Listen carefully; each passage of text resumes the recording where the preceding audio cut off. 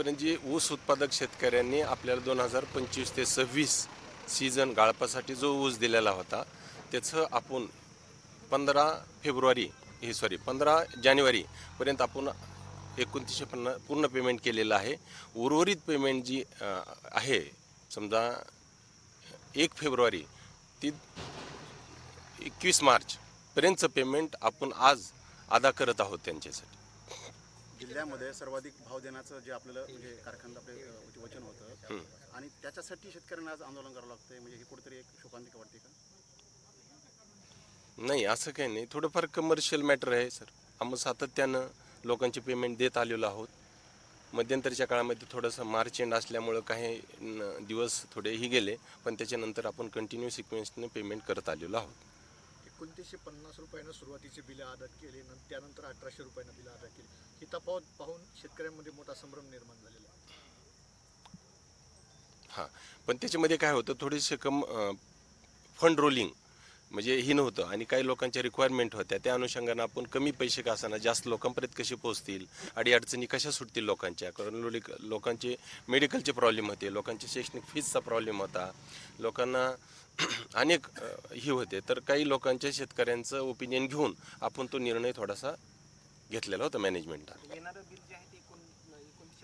नाही, आता तो सेंट्रलाइज झालेला आहे. सरांनी आम्हाला मेसेज दिले आहेत आमच्या चेअरमन साहेबांनी की आपण 21 मार्चपर्यंत टोटल पेमेंट आपण करत आहोत म्हणून.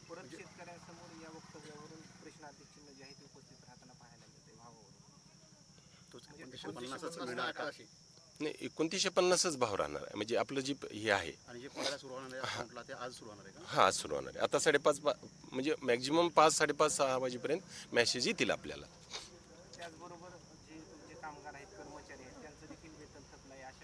नाही, आता ते डिपार्टमेंटली आहे, मॅनेजमेंट पॉईंट ऑफ व्ह्यू आहे. ते आमच्या एवढे तर पेमेंट काही हायलाईट होण्यासारखे थकलेले नाही आहेत, कुठेही हे नाही. हां, वाहतूक ठेकेदाराचं कसं आहे, पहिलं केन पेमेंट होणार, बरोबर आहे.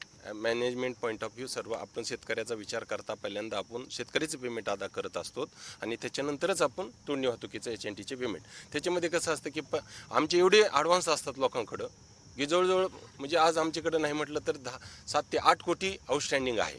मग काही लोक HNTचे काय करतात, ते परत म्हणजे व्यवहार जो आहे तो नव्याचं जुनं ज्याला म्हणतो आपण, त्याच्यामध्ये आम्ही तो व्यवहार हे करत असतो आणि त्या अनुषंगाने HNT पेड होत असते.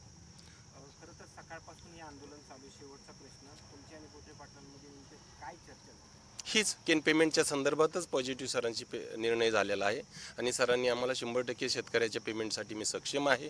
मी आज तुम्हाला म्हणजे आता जो बोललेला आहे तो सर्व पेमेंटचा मी विड्रॉल करत आहे आणि थोडेफार जी काय HNT असेल, काय असेल, डिस्प्यूट असेल तर ती 15 ते 20 तारखेपर्यंत 100% मी व्यवहार क्लिअर करतो असं सरांचं ओपिनियन आहे.